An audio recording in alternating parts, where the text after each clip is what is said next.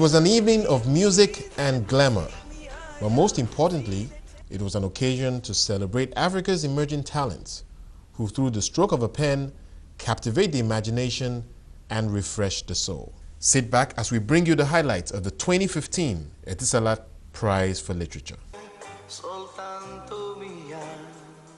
The art of storytelling is an integral part of the African culture. The Etisalat Prize for Literature celebrates emerging writers from across the continent who have exhibited great skill in telling stories on paper. We've made tremendous strides, and this sort of thing is advancing those strides so that we're increasingly more art-oriented, modern art. We've always been an artistic, cultural people anyway, but in the modern framework that we have, like these awards, for instance, generally people think that everybody is an artist, and when you do that, you don't have to be paid. Now, this is a different ball game entirely, when you know that when you give birth to genius, fantastic works, that you will be rewarded. What is telecommunications about? It's about people talking to each other, communicating, messaging, stories. And so literary actually figures as a core source of content for us and drives our business. So from that very kind of primitive thought, we believe that literature is very important. And that's, I think, how we first started, got into the Literary Award. And now what we also see is the diversity and the innovation in this industry, which is very akin to the telecommunications industry. So we have some parallels there, and we really believe in the kind of new avant-garde, the drive for newness, the drive for innovation, that also is a driver of our industry. Literature is the heart of storytelling, and the only way as Africans we can sustain our culture is by storytelling, is by going back to our roots. And Etisalat as a brand, we also use storytelling to tell the story of our brand narratives, which has obviously connected us to our customers. So today, we are celebrating excellence in literature, and as a brand that has been excellent in the way we do things, you will agree with me that of all the telecom brands, Etisalat is one brand that has been outstanding because of the excellent way we do things. So today is a celebration of excellence, and as a brand, we are also celebrating excellence in the life of our customers. So every year we get writers, first-time writers from across Africa that send in their entries, and we have a panel of judges that go through all the entries, and in the end we shortlist down to 3, and then the final 3 comes for this event, and the finalists will be unveiled today. So that is the journey, and that's how we've been doing it. After a series of photos and interviews on the red carpet, it was time for the main event. To serve with heart and might, one nation bound in freedom, peace and unity.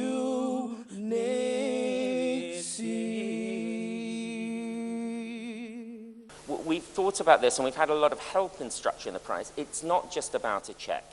It is about the opportunity for a scholarship with one of the leading literary mentors in the world, Professor Giles Foden at the University of East Anglia. It's also about recognizing that the literary world is about authors, but it's also about publishers who are a vital part of the industry. So we also commit as a company to buy 1,000 books from each of the shortlisted novels. That's critical. 1,000 might not sound like a huge number, but in the early stages of a book's development, it's a great start. And those are distributed to free to schools and libraries. The initiative has the potential of discovering and delivering new talents with creative ideas who can easily relate with rich social, political, and cultural experiences of the African environment and tell our stories from our own perspectives. This occasion also provides young writers the golden opportunity of meeting with celebrated high-profile writers, literary critics, and academics from across the continent whom they have admired from afar. All right, ladies and gentlemen, the next phase of tonight's event is going to be, well, exciting. It's very, very exciting. It is the recognition of the shortlisted writers in the Etisalat Prize for Literature Flash Fiction category. Now, these budding writers have sat at the edges of their seats, hoping to be in this position today. And the shortlisted writers are Jacqueline Uche Agwe, Kuti Ojolakwe Modukwe, and last but definitely not least, John Chidi. It is my pleasure to announce the winner of this year's Etisalat Prize for Flash Fiction 2015. The winner is a short story titled Gone by Kuti Ojolakwe Modukwe. Congratulations, Kuti Ojolakwe Modukwe. Come on stage.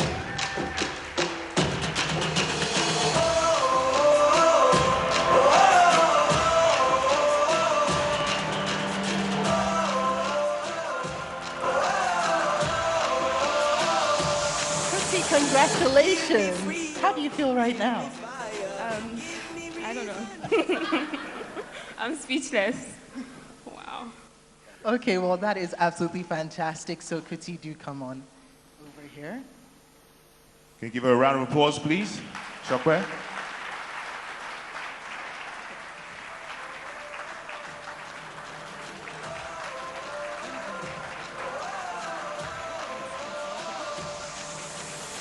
Give me freedom, give me fire, give me reason, take me higher.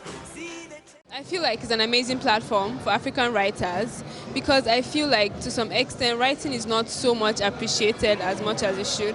So I feel like this is a really great opportunity to showcase writers, and I'm so happy. What type of encouragement do you think this will give to you and perhaps other writers going forward? Yeah, I feel like, when I saw the judges, I'm like, wow, these guys thought my story was good. So, it's a lot of encouragement for me. And I feel like even the other writers would feel like, okay, there's something, if they give it their best, maybe they could be up on the stage next time. And I feel like that's a really great encouragement.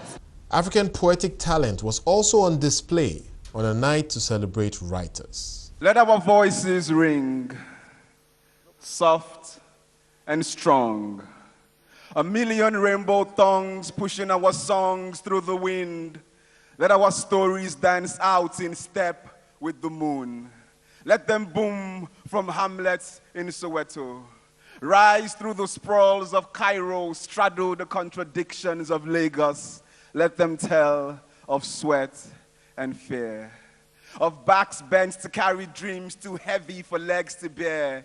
Of old men whose visions of the future teeter us to the past. Let our voices come accompanied by djembes, talking drums, and all that jazz. Then it was time to unveil the finalists for the Etisalat Prize for Literature, recognizing first-time writers of African origin of published fiction books.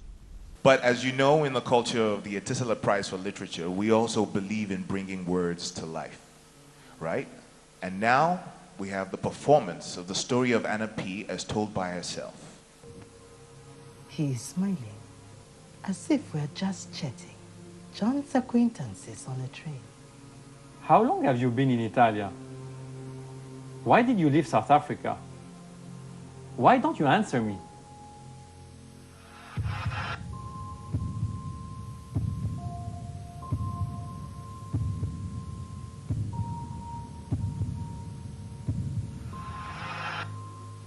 La Signorina P. You better know something. We've checked your record, and there are documents missing. Your birth certificate is missing. Why is it missing? I had been expecting much worse than that. My father is talking long, rambling monologues the way he often does when he is drunk.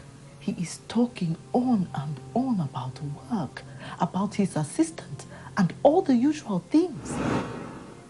People.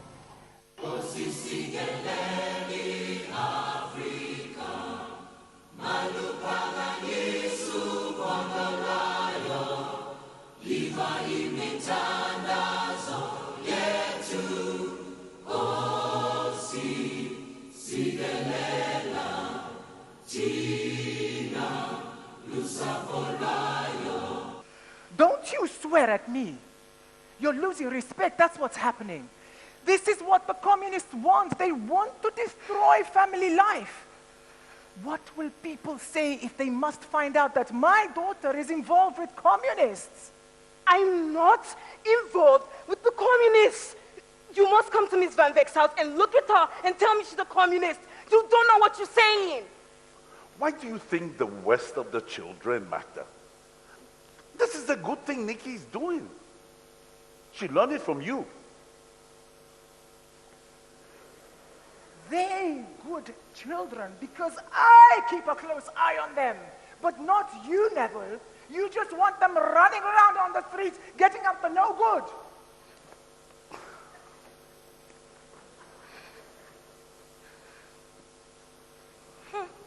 Are you in trouble again, Nicolette? Was situated adjacent to Northern Station. At night, tourists who blew into town from the four corners of the earth would come to Tram 83.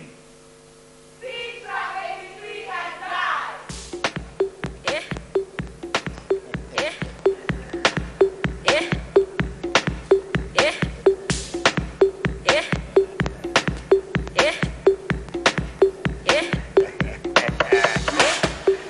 The sign on the door states, entry inadvisable for the poor, for the wretched, the uncircumcised, historians, archaeologists, cowards, psychologists, the insolvent, and all you young souls younger than the age of 14.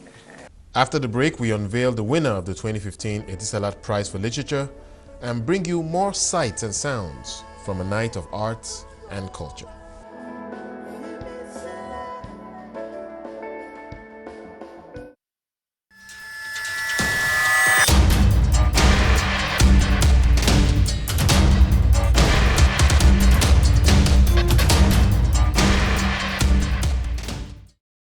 Etisalat, now you're talking.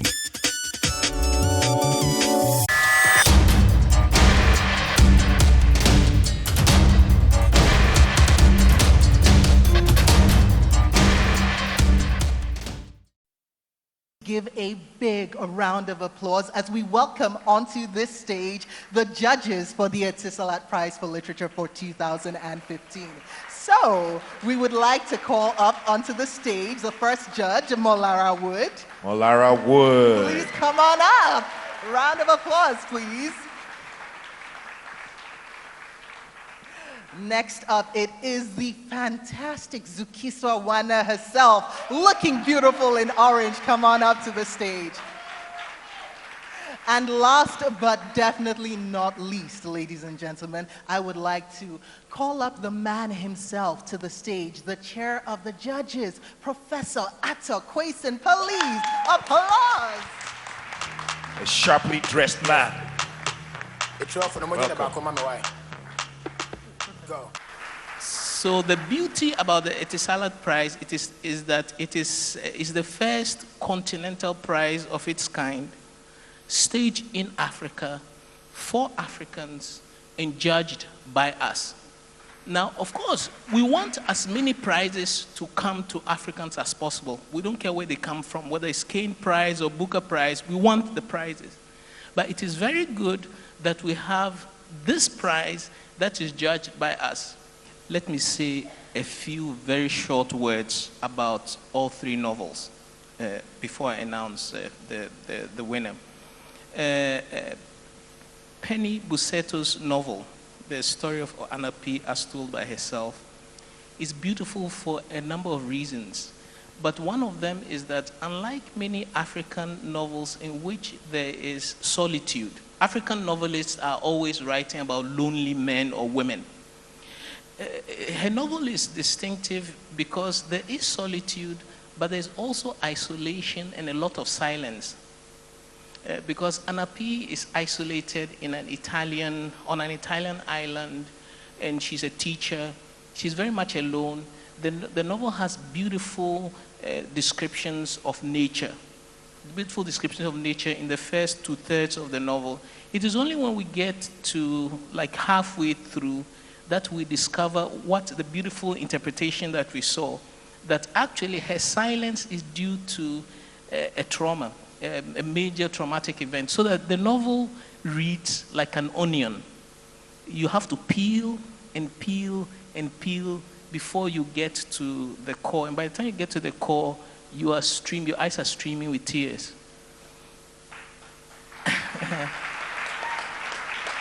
Rihanna Rousseau's What Will People Say is focuses on the lives of a family of 5, and we saw some of them here. It is in the era mid-80s, Cape Flats, South Africa. And what we find, however, is that there is a sea of uncertainty, political and social uncertainty. There is the makings of a student revolution, for example. There's also urban decay. There's also violence. So this surrounding uncertainty seeps into the household. But the novel is the family. Rihanna Rousseau holds up the family as if it is a prism. It's a prism that splits, it splinters the negative effects of the outside world in different ways. So each of the characters is responding to the pressures of the outside world in completely different ways. Not only that, the characters inside the household do not know the mini crises that each of them is going through. And it is the mother who is trying to keep everything together, to manage her children so that they don't fall into distress. The tragedy is that, and I will not tell you what happens, a major trauma crisis hits the household, but she's not aware of it. And she's not aware of it because she only speaks to everyone, including Neville, her husband, in the imperative mood. She's so anxious to keep things together that she only issues commands. So she speaks entirely in the imperative mood. She's also a magnificent character of fortitude and solitude. That sounds like somebody's mother here, right? African moms? No, we love you really.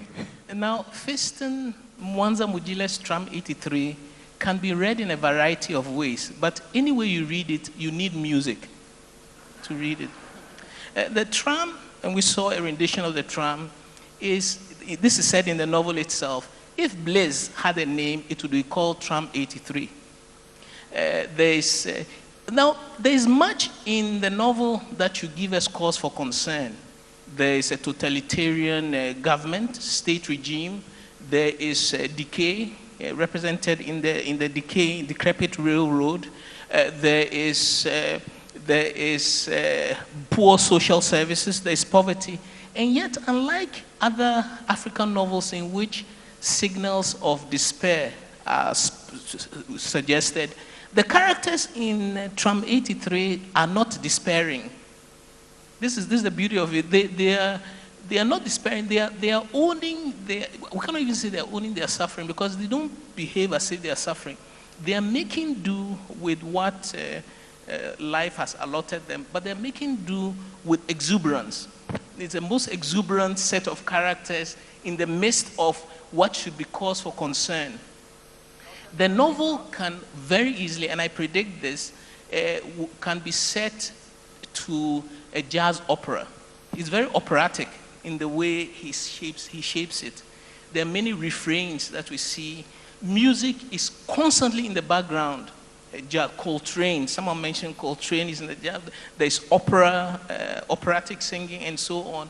It's a magnificent novel. It's a novel that is experimental in a way that reaches back to some texts in African novel. I can think, for example, of Wole Soyinka's Death and the King's Horseman, in which there is also drumming from beginning, and Mabanko also.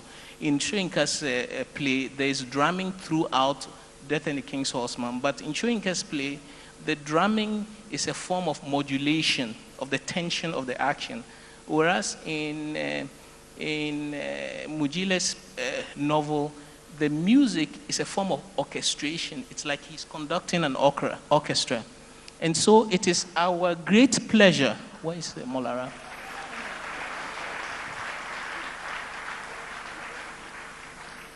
To announce The winner of 2015 Etisalat Literature for Literature 2015 is... Rose, please. Suspense.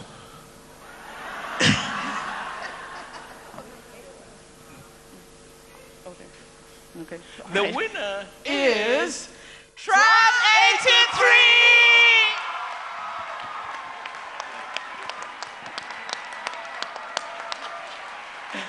Come on, Fiston. Come on, Fiston. Round of applause.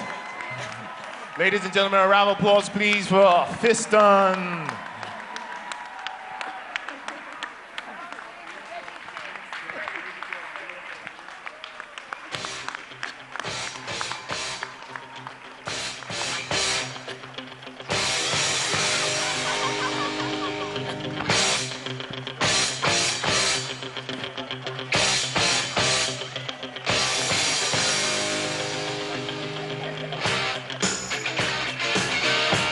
Can we get a photo up, please, Fiston? Right in the middle, accepting your check from Matthew.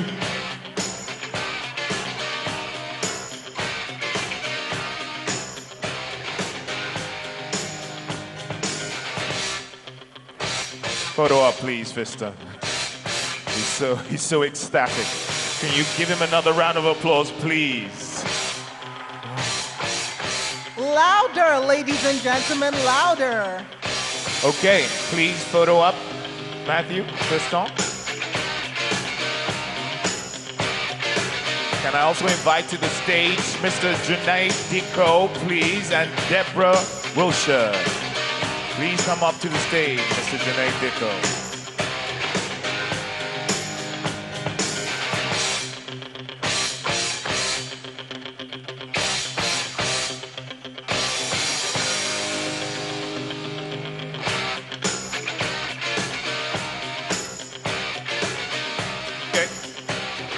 Now we're going to filter away the pictures a little by little.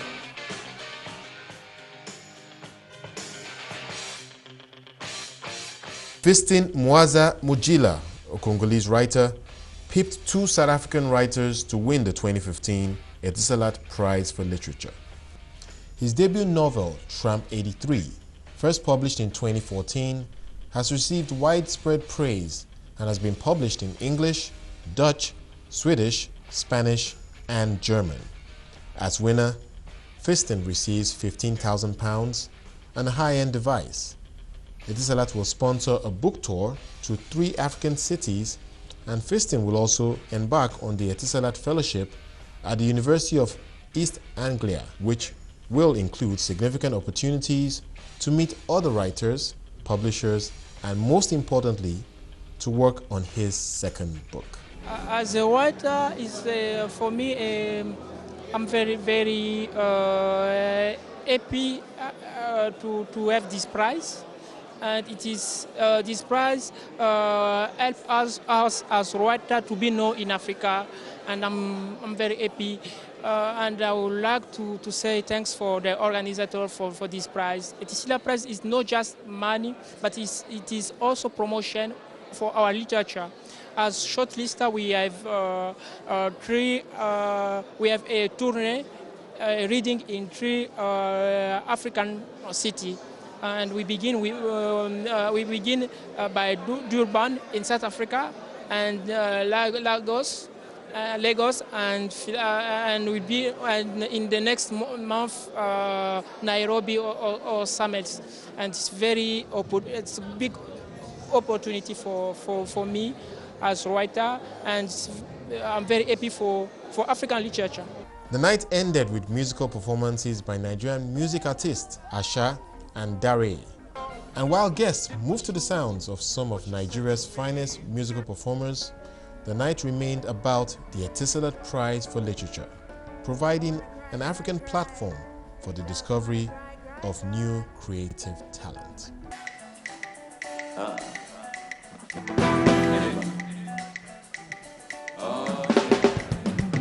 Are you ready? Can y'all make some noise one time, ladies and gentlemen?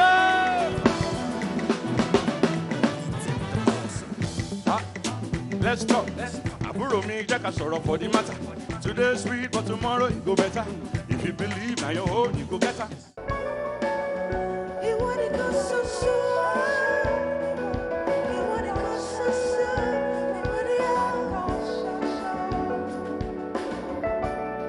I could cry you a river. I could cry you a waterfall. I could cry you an ocean.